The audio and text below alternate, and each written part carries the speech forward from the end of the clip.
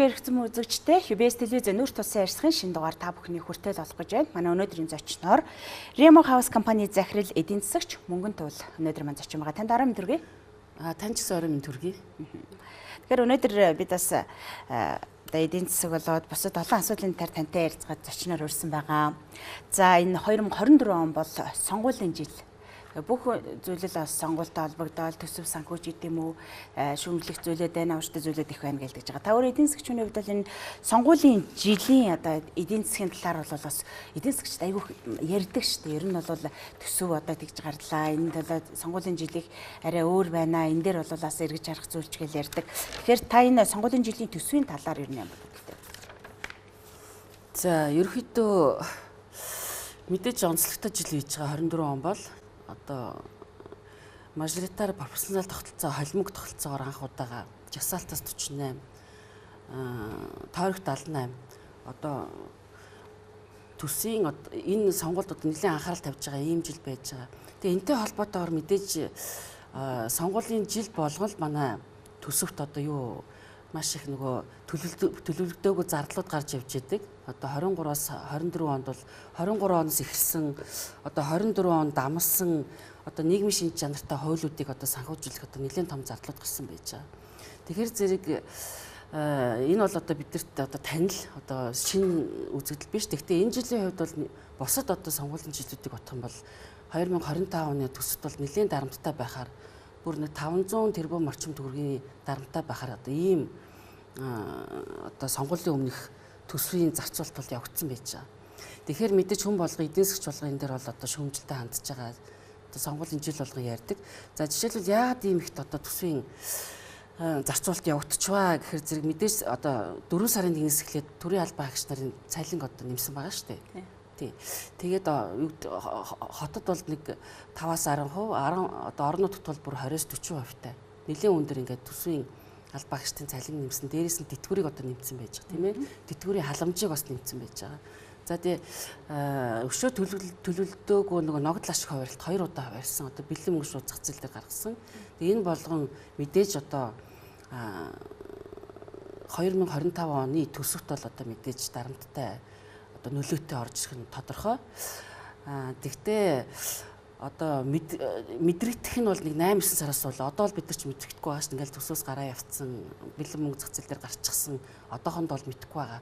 Тэгээ миний одоо бодож байгаа бол 8-9 сараас л одоо энэ бүгд мэдэгдэх байх. Тэгээ яаж мэдэгдэх вэ гэхээр мэдээж хамгийн эхлээд төгрөг валютын ханш тийм мэдээж валютын ханш дээр нөлөөлөх бах. Ерөнхийдөө сонгуулийн жилд 8-10% нөлөөтэй байдаг. Заримдаа 6. Тэгээ энэ жилийнх бол 8-10% тай болох байхаа гэж бодож байна. Гэхдээ мэдээж төсөв бол одоо айгүй эерэг юутай байгаа. Одоо ингээд 24 оны хагас жилийн байдлаар ингээд харахад бол төсөв ер нь төсвийн өөрийнх нь төлөв байдал бол нэлээд нааштай эерэг гарч байгаа. Эерэг харагдаж байгаа ерөнхийдөө. За яагаад гэвэл одоо хамгийн түрүүн одоо дурдах юм бол одоо анх удаа бид нөгөө валютынхаа нөөцийг 5.1 тэрбум болгож одоо нөөцтэй явж байгаа. За дээрэс нь худалдааны тэнцэл бол эерэг явж байгаа. 172 саяын худалдааны тэнцлийн ашигтай явж байгаа. Гэт яг ийм сайн мэдээ бол мэдээж одоо төсөлт бол байж байгаа.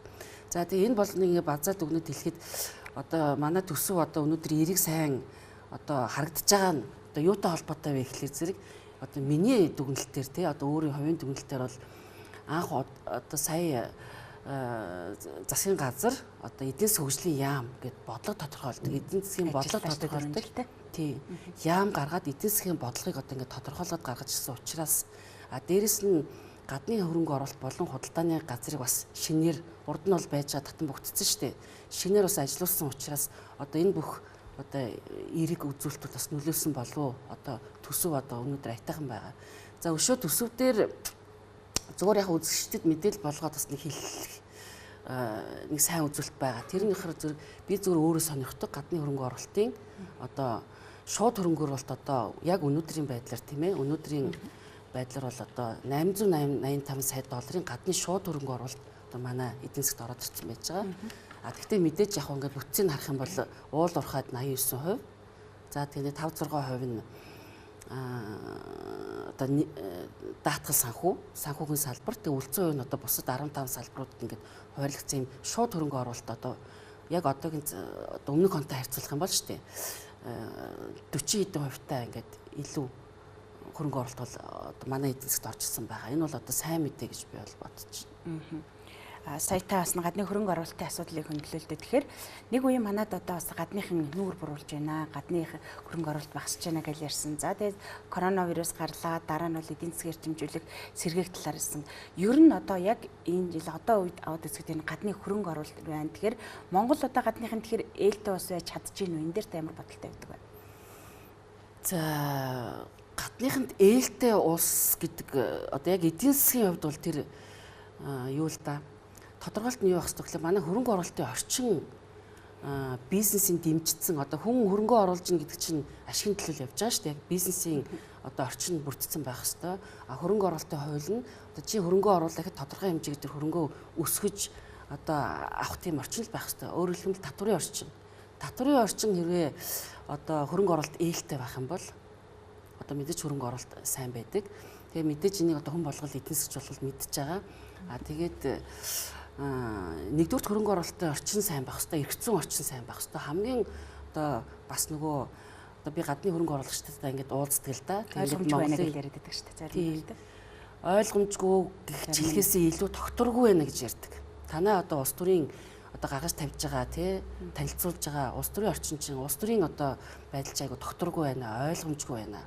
Байн ингээл одоо ерхий сайд солигддог. Бид чинь ерхий сайдаа сольдог, үз засаглаа сольдгоор одоо айгу алдартай шүү дээ. Тэгээ 20 эдний ерхий сайд ингээс солисон байсан гэдэг богино хугацаанд. Тэгэхээр зэрэг нөгөө тоглоомын дүрм чинь ингээд тодорхойгүй байгаад ихээр одоо их хэмжээний урт хугацааны хөрөнгө оруулалтын дээр айгу эргэлзээтэй ханддаг байхгүй юу? Ялангуяа шууд хөрөнгө оруулалтын дээр шууд нөгөө эргэлзээд эхэлнэ. Мэдээж ингээд улс төр докторгүй байхаар чинь хөрөнгө оруулалт мэдээж саарна шүү дээ. Тэгэхээр зэрэг энэ орчингоо нэгдүгürt одоо энэ улс төрийн орчин доктортой sustainable гэж ярьдаг тий байх хэрэгцээтэй байна. Хоёрт нөгөө татварын орчин бас тодорхой байх юм бол бусад ямар бол одоо Монгол бол хөрөнгө оруулалтын айгу attractive хөрөнгө оруулагчдыг бол татдаг орнуудын тоонд ордог. Нөгөө шинэ хөгжиж байгаа бас шинэ технологи хэрэгцээтэй. Дээрээс нь манайх нөгөө ардчилсан тийм ээ ардчилсан лагерийн оронд ордог. Тийм учраас одоо хөрөнгө оруулалтын сонирхол бол одоо зөндөө байдаг. Тэгээ гол анхаарах юм нөгөө тодорхойгүй байгаад байгаа тогтворгүй байгаад байгаа энэ орчноо улс төрийн болон эдийн засгийн эргэцэн орчноо хэрвээ доктортой байлгаж чадах юм бол одоо хөрөнгө оруулалт бол одоо найдвартай. Ер нь гадныхын ч гэсэн ярьдаг энэ улс төрийн доктортой байдлыг маш их ярихын, хөндөхийн энэ бол маш олон зүйлд нөлөөлдөг учраас гэл гадныхын ч хөндөд ярьдаг. Нэг одоо хүнтэй одоо тэр асуудлаа ярьж байтал дараа нь ахаал өөрхөн гар эхнээс нь ойлгуулж байтал цаг хугацаа ч их алддаг ингэж ярьдаг шүү дээ. Та энэ дээр ямар бодолтой вэ? За яг сая нөгөө бас их онцгой жилүүд боллоо шүү дээ тий ковид араас нь тэгэл одоо үүдийн дэлхийн геополитикийн байдалд нөгөө докторгүй тийм ээ одоо дайны байдалтай. Тэгэхээр зэрэг энэс одоо нөлөөлсөн нь одоо баг одоо Монголын хувьд бол маш их одоо нөлөө үзүүлсэн байж байгаа. Тогтворгүй байдлын хувьд бол одоо яг яригдж байгаа асуудал байгаа байхгүй юу? Угаасаа дэлхийн нийт дээр одоо геополитикийн байдал тогтворгүй байгаа учраас ер нь хөрөнгө оруулалтын сонирхол бол нэлээд хомигдолтой байгаа. Ялангуяа манай энэ бүс нутагт одоо хөрөнгө оруулалтын асуудал нэлээд одоо уягдсан жоохон тийм сармагцсан байдалтай байгаа. Тэгээд ийм нөхцөлд одоо монголчууд бидний одоо өөрсдөө таниулах одоо манай засгийн газар сая бүхэл бүтэн сүүлийн 8 жил шахуу тийм ээ одоо ковидын үеэ өнгөрөөгөөд ерөөсөө л гадны хөрөнгө оруулалтыг татах чиглэлээр одоо бүхэл хүчээтэй ажиллаж одоо хамгийн сүүлд одоо жуулчнаа татъя, гадны хөрөнгө оруулалтыг татъя, Go Mongolia гэж хөтөлбөр хүртэл гаргаад нэлээд идэвхтэй ажиллаа л да. Төрөө хоёлоо бас нэг эдийн засгаар ороод эргэжлээ. Тэгэхээр бодлогын хүүг бол зарцсан. Тэгээд эдийн төсвийн төлөв бол эерэг байна гэдэг тэр үн тад урдчихлаа. Тэгэхээр энэ бодлогын өмнө эдийн засаг төр нь ямар нөлөө үзүүлж байна? За мэдээж ингээд нөгөө бодлогын хүү чинь ковидос эхлээд одоо дэлхийд дахина бодлогын хүүгээд одоо өндөрсөж чинь байгаа шүү дээ. Америкт, Европын холбоо бүх газар бодлогын хүүгээ нэмсэн. Тэгээ ерөөхдөө бодлогын хүн нэмнэ гэдэг чинь эдийн засгийн хэмжээ гэсэн үг байхгүй юу? Одоо эдийн засгийн таатай орчин байхгүй. Геополитикийн бусад асуудлаас үүдээд. Тэрний нэгэн адил Монгол ч гэсэн одоо мэдээж дэлхийд байж байгаа дэлхийн босод нөгөө нэтворк бас дагахаас аргагүй учраас бас бодлогын хүүгээ нэмсэн байгаа. Өмнө нь бол 6% бодлогын хүү 6% байжгаад 13 хүртэл өсгсөн баггүй юу. Тэгээд оны өмнө 12 болгоод саяхан ингээд 11% болгож одоо бодлогын хүүгийг бууруулсан. Тэгэхээр мэдээж бодлогын хүү буурангууд чинь ямар эерэг үзүүлэлт гарах вэ гэхээр хадгаламжийн хүү, зээлийн хүүн дээр бол одоо эерэг өөрчлөлтүүд гарах хэвээр. Гэхдээ зүгээр би сүүлийн үеийн ингээд юунуудыг мэдээг харахад зэрэг манай арилжааны банкуд ерөөсө хадгаламжийн хүн дээр ямар нэгэн өөрчлөлт гарахгүй байна гэсэн нэг ийм бас асуудал яригдчихэж байгаа. Гэхдээ зүгээр одоо иргэдэд ирж байгаа нөө зээлийн бүтцийг харахаар зэрэг банк бус санхүүдээр одоо зээл авах нь бараг одоо өмнөх оны мөн үетэй харьцуулахад бараг 40-50% нэмэгдсэн байгаа. Зээлийн төлөлт тийм ээ, зээлийн одоо төлөлтийн эрсдлийн асуудал ч гэсэн маш бага, их аятайхан байгаа. Ерөнхийдөө бол. Тэгэхээр одоо бодлогын хүү мэдээ цаашаа буух байхаа л гэж найдаж байгаа шүү. Түрүүн та нөгөө валютын нөөцийг ярьсан. Тэр валютын нөөц бол бас хангалттай хэмжээнд очсон гэж мэргэжлийн байгууллагад ярьж байгаа. Тэгэхээр одоо бид нөгөө ханш одоо яж та долларын ханш бол өндөр байна гэсэн. Нэг үе өндрөө бодоход бол арай буурсан. Та энэ дээр бол нөгөө шиг барих асуудал дээр ямар бодолтой байдаг? За мэдээж валютын ханш одоо тий манай төгрөг чангаж ийн суларж гинүү тий. Гэхдээ сүүлийн үед бол манай валютын ханш одоо тогтмолчсон байгаа шүү дээ. Тогтмол дээр нэлээд одоо удаа явж байна. Өнөөдрийн байдлаар бол 3380 байж байгаа. Өсөхгүй байгаа, буурахгүй байгаа. Ер нь тогтмол ингээд ханштай явж байгаа байхгүй. Энэ бол одоо маш сайн тий бас докторж чинь доктортой юм харагдаж байна. Ягаад гэвэл одоо төлбөрийн тэнцэл одоо ашигтай явж байгаа. За тэгээд мэдээж одоо энэ шинэ мэдээ байх гэж бодож байна. Одоо манай зэсийн үн дэлхийн одоо Лондонын бирж дээр тий металлын бирж дээр сая 4 сард зэсийн үн одоо шинэ дээд одоо цэгтээ хүрлээ 11,100 хүртэл одоо хамгийн өндөр хэмжээнд хүрсэн шүү дээ сая 4 сард. Тэг яг сая 5 сар жоохон буурлаа. Тэгээ буурсан шалтгаан нь болохоор нөгөө Шанхай бирж дээр зэсийн нөөцөө бүрдүүлсэн учраас нэг 10,000 хүртэл одоо саяхан одоо өнгөрсөн 7 хоногт өнөөдөр жоохон буурсан. Тэгтээ 11,100 болж одоо манай зэсийн манад ч бас нөлөөтэй шүү дээ. Бид нар чинь зөвхөн нөгөө уул уурхаа бараг 90% төсөө бүрдүүлж амьдарч идэг ийм улс юм чинь. Тэгээ зэсийн үн, нүүрсний үн, за яг одоо төмөрийн одоо хөдөр алтны үн дээр жоохон бид нар чинь нөгөө эдийн засгаа төсөө бүрдүүлж идэг. Төсөөхөө орлогыг тэгээ алтны үн бол одоо мэдээж хятад одоо маш их алт худалдаж авцаатай холбоотойгоор алтны үн бол өндөр байж байгаа 2800. Тэгэхээр зэрэг энэ бүх одоо нөгөө түүх үеийн commodity price өндөр байсантай холбоотойгоор бид нар ингээд валютын нөөцөө одоо ингээд бүрдүүлэх тийм боломж гарсан. Дээрээс нь нөгөө одоо хөрөнгөний бирж дээр нөгөө commodity арилжаа хийж эхэлсэнтэй холбоотой бас ингээд валютын нөөцөө 5 тэрбум одоо урд нь байгаагүйгээр бүрдүүлж авч чадсантай холбоотой. Бас ийм сайн үзүүлэлт бол байна. Манай эдийн засаг бол шууд уул уурхаас хамааралтай. Та нар бас тоод урдж ах шиг байна. Эдийн засгаас солонгоруулах асуудлыг бол заримдаа ярьдаг. Тэгэхээр Монгол улс бол мал аж ахуй дээр суурилсан одоо за тэгээд бас газар тариалан энэ зүйлүүд бол яг тодорхой хувийг бүрдүүлдэг ч гэсэн энд бол дөрвтэй нөлөө үзүүлэхгүй байна л гэдэг нь шүү дээ. Тэгээд эдийн засгийг солонгоруулах гэдэг дээр та ямар бодолтой? За одоо энэ бол эдийн засгч болгоны тий одоо Монгол улсаа хөгжөөсэй гэж бодож байгаа хүн болгоны мөрөөдөл шүү дээ. Эдийн засгаа төрөлжүүлмээр байна. Бид нар ингээл зөвхөн түүх эдээс хамааралтай ялангуяа түүх эдийн үнд чинь циклэр явдаг тийм ээ өсдөг тэгээд унтдаг шалдаа бодлоо унтдаг. Тэр үед одоо юу ч хоосон болох ийм эрсдэлтэй эдийн засгтай улс орн баггүй юу. Тэгэхээр одоо эдийн засгаа төрөлжүүлнэ гэдэг бол одоо хүн болгоны л мөрөөдөл байх. Одоо эдийн засгаа ойлгодог мэддэг яг энэ салбар дээр ажиллаж байгаа. За тэгээ одоо мэдээж шууд ингээл одоо бидний хүслээр төрөлжөөд явчих чадахгүй. Эдийн засаг төрөлжихийн тулд нөгөө бүх ноу хау үйлдвэрлэл одоо нөөц байх хэрэгтэй. Тэрийг одоо эдийн засгаа төрөлжүүлэх. Зүгээр яг одоогийн байгаа биднэрт одоо яг өнөөдөр байгаа дата биднэрт өнөөдөр байгаа болцоон дээр одоо нэг олон төрөлжүүлэл солонгоруулаад бол би тэрэн дээр жоохон пессимист байгаа. Одоо тийм боломж байхгүй. Юу ч гэсэн нөөц бүрдэж чинь эдийн засаг одоо өсөлттэй байх хэрэгтэй. Одоо байгаа эдийн засаг. За тэгээ эдийн засаг өсөлт үзүүлэх юм бол за миний хамгийн түрүүнд бодож явдаг салбар бол мэдээж одоо манай уламжлалт одоо хөдөө аж ахуй, мал аж ахуйн салбар. Тэр бол бидний одоо уламжлал шингэцэн те үеэс үед ирсэн энэ салбар дээр мэдээж илүү хамгийн түрүүнд одоо анхаарал хандуулах хэрэгтэй. Хоёрдугаарт нь бол одоо аялал жуулчлалын салбар, ялангуяа түүхэн аялал жуулчлал. Тэгээ би одоо үргэлж ярьдаг одоо хүмүүстэй ч гэсэн ингээд санал солилцохтой ярьдаг. Мэдээж аялал жуулчлал гэдэг бол одоо юу гэдэг Монголд байгаа нэг ганц зөв байгаа шүү дээ. одоо их эзэнт гүрэн Монголын empire те одоо Чингис хаан. Тэр түүхэн одоо дэлхий сонирхдаг одоо ганц сэдв байгаа учраас одоо юу гэдэг одоо Чингис хааны өвийг харуулсан нүүдэлчний соёлыг харуулсан аялал жуулч түүхэн аялал жуулчлалаас гадна одоо болж игэл одоо юу гэдэг Чингис хааны одоо бунхан гэдэг ч юм уу Чингис хааны онгон хэрэг Монголд нэгдэх юм бол одоо тэр одоо манай эдийн засгийг аялал жуулчийн салбарт солонгоруулах маш том хүчин зүйл болно.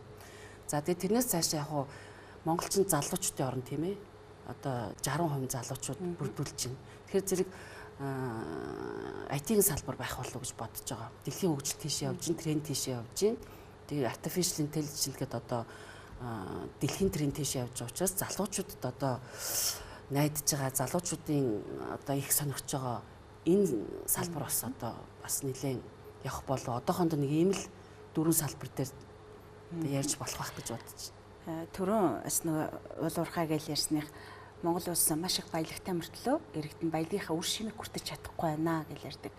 Тэгэхээр маш олон жил ярьсан л да бид бас баялагийнхаа үр шимийг хүртээ Норвегийн жишг гэж ярьдаг. Тэгэхээр ямар ч гэсэн баялагын сангийн тухай хуулийг бол баталсан. Гэхдээ одоо хууль нь хөрсөн дээрээ бууж одоо хэрэгжих хамгийн чухал байна гэдэг зөвлөж байна. Баялагын сангийн хуулийн дээр та ямар хөтлөж байна?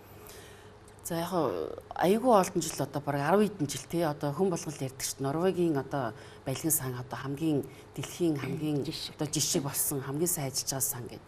Тэгэл одоо жил болгон манай улс төрчиж очиж одоо 10 хэдэн жил гээл туршиж судалсан.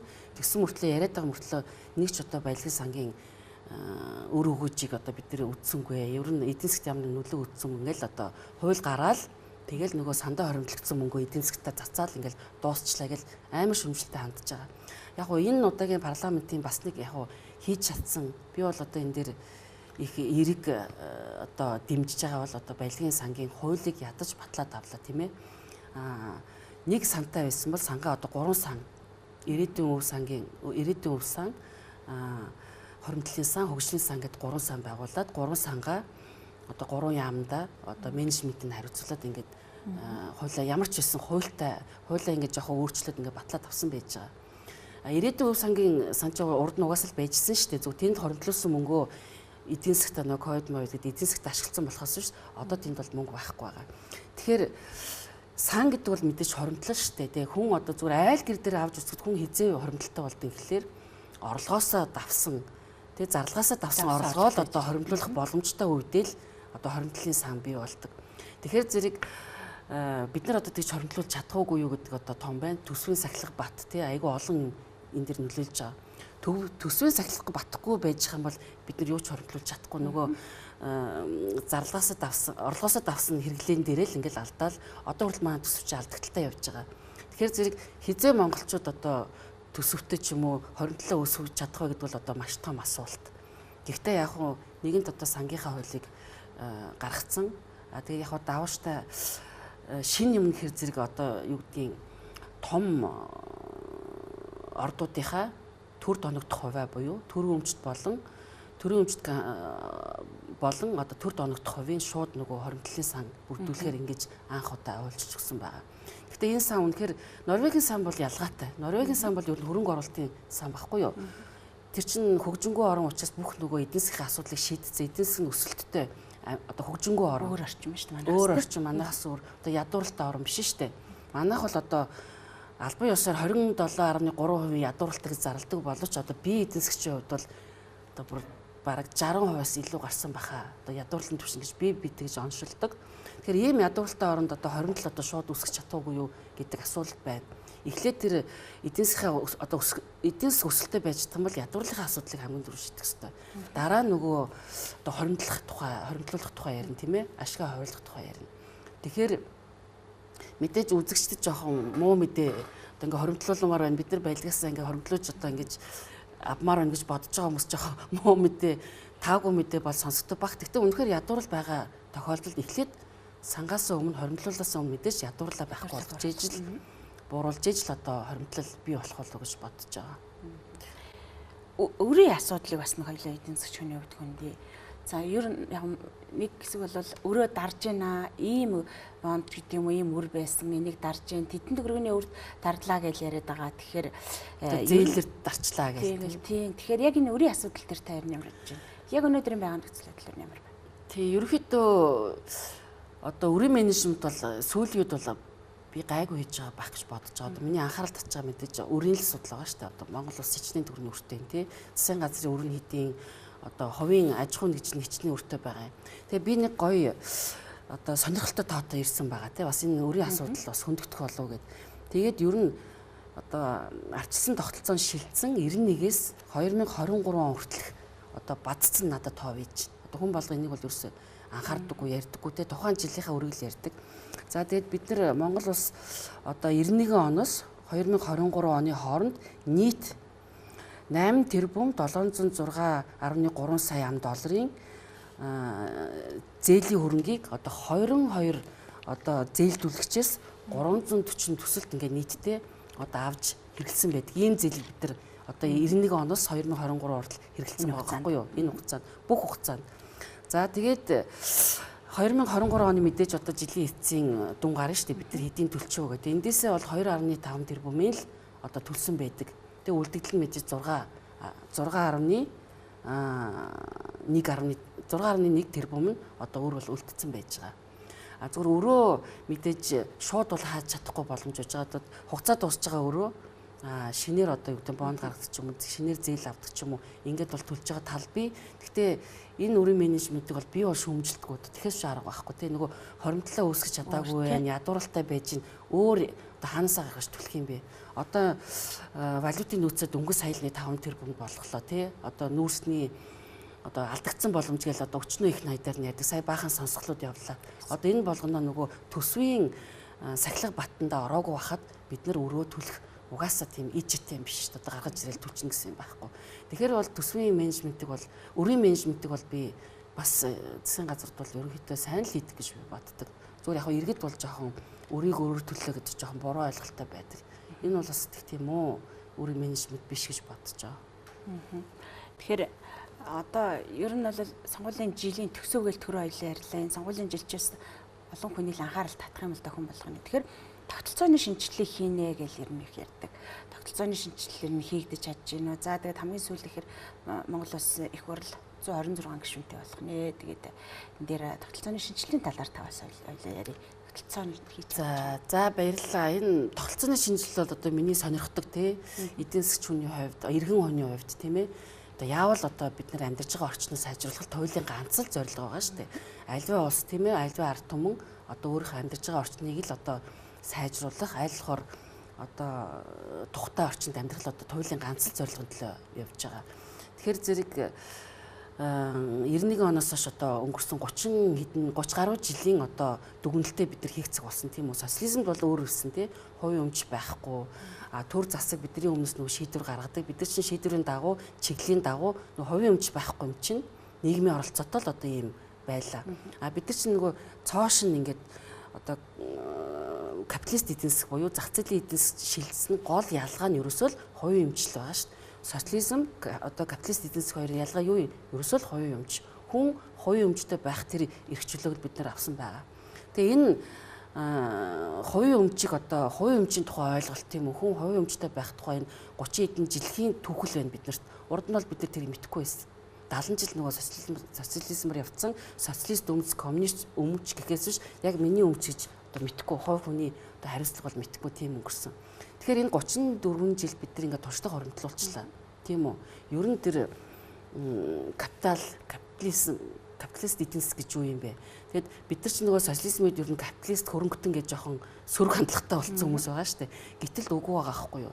Одоо хувь хүн хувийн өмчтэй байна гэдэг чинь ерөөсөө л хүний амьдралын мотивац. Хүн ерөөсөө л тэрнгүүрээ мотивац хийгээд тэрэн дээр үүсэт нөх хөгжил дэвшил гарч идэг. Тэгэхээр зэрэг одоо бид нар ягаад одоо юу гэдгийг 37 40 жил одоо явцсан солонгос байна тий. Одоо хятад байна бидний уртлын өрш 30 эдхэн жилийн дотор ингээл одоо хөл дээрээ боссоод ядуурлаасаа 600 сая хүнээ гаргацсан байж идэг.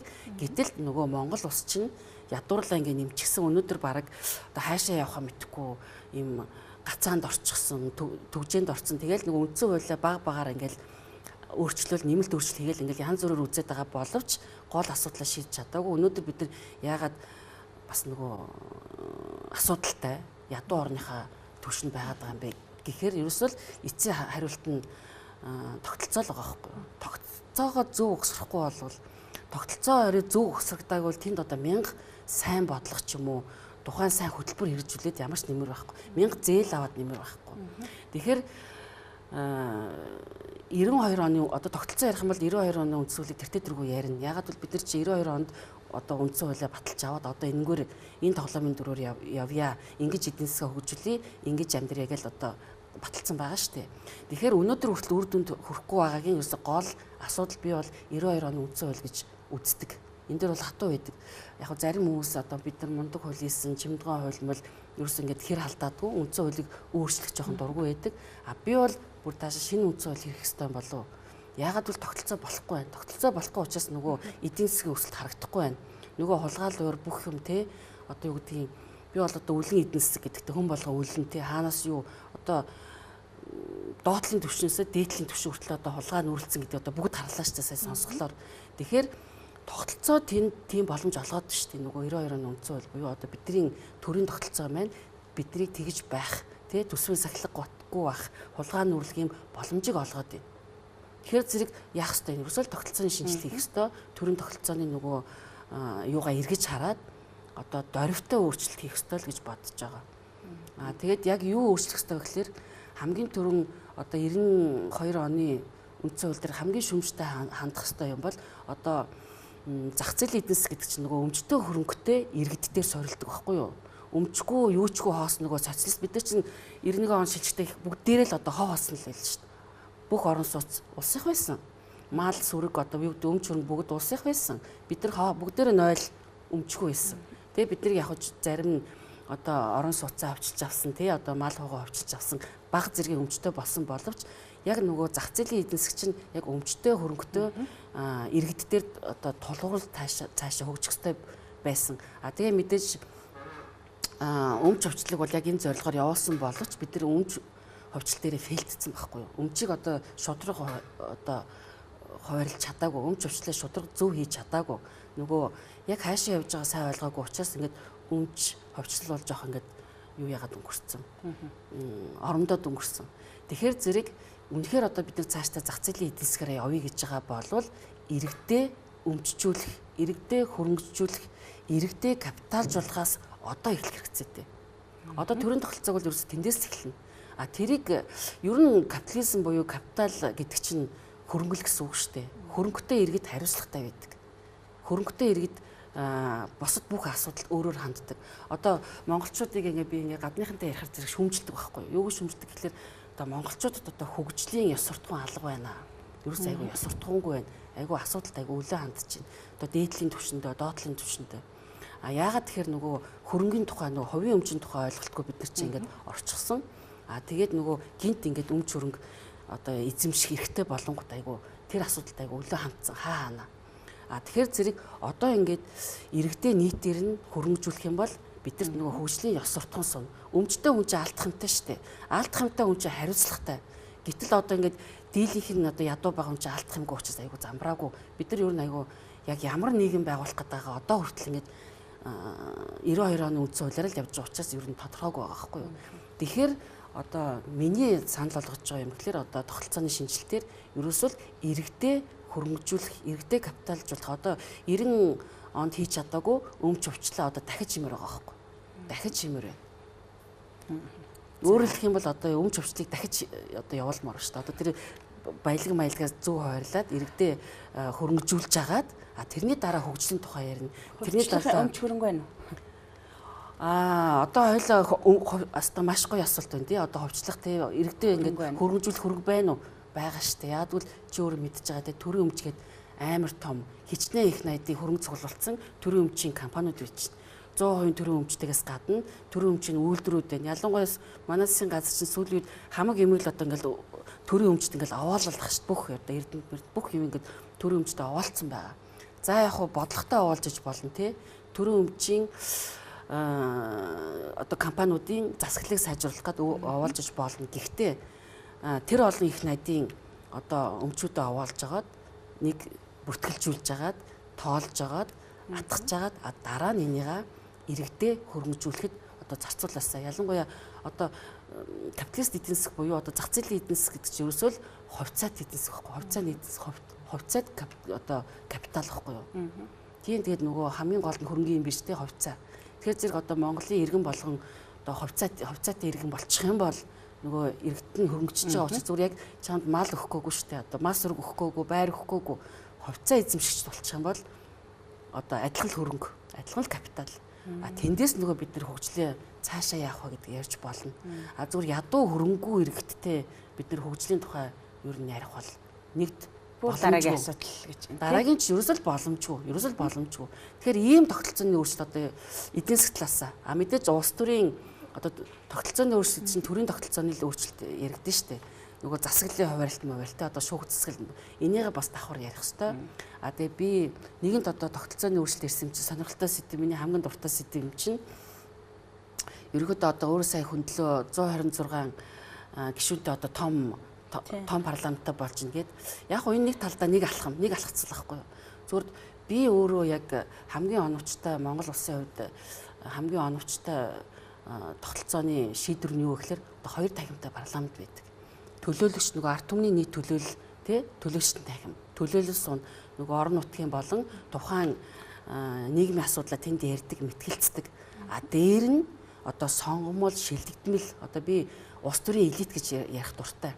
Тийм төшмөдийн ч юм уу тийм одоо танхим байх юм бол одоо манай улс төр нэг доктортой болох бах энэ бол хамгийн Монгол тохирсон зөв одоо тогтолцооны шийдвэр байх болов гэж таны яг үзэл бодлоо миний одоо би одоо энэ төлөө ажиллана гэж бодож байгаа ер нь ажиллаж байгаа. Тэгээ тогтолцооны шинжил бол яг эндээс л эхлэх ёстой. Суурь нь бол энэ чинь л байх ёстой гэж одоо үздэг. Хоёр тахимтай парламент гэсэн үг ер нь бол. За баярлалаа. Бидний урилгыг хүлээн авчирч бас одоо олон зүйлийн талаар санал бодлоо хуваалцсан. Танд бас баярлалаа. Таны ажил амжилт хүсье. За баярлалаа.